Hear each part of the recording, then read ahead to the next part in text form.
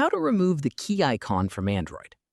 This key symbol usually appears when a VPN is active or when a VPN profile is still saved on your phone. So let's get started.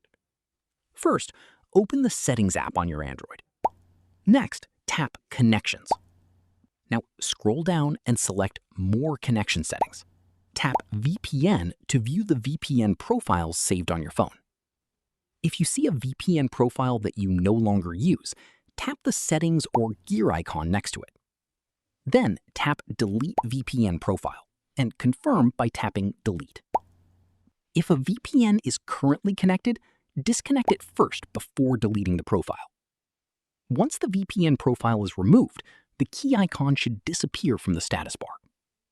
Now, if you're using a VPN app, such as NordVPN, ProtonVPN, or another third-party VPN, make sure to disconnect the VPN from within that app as well. Otherwise, the key icon may remain visible until the VPN connection is fully turned off. And that's it. You've successfully removed the key icon from your Android. If this tutorial helped you, don't forget to like, subscribe, and turn on notifications for more easy tech tutorials.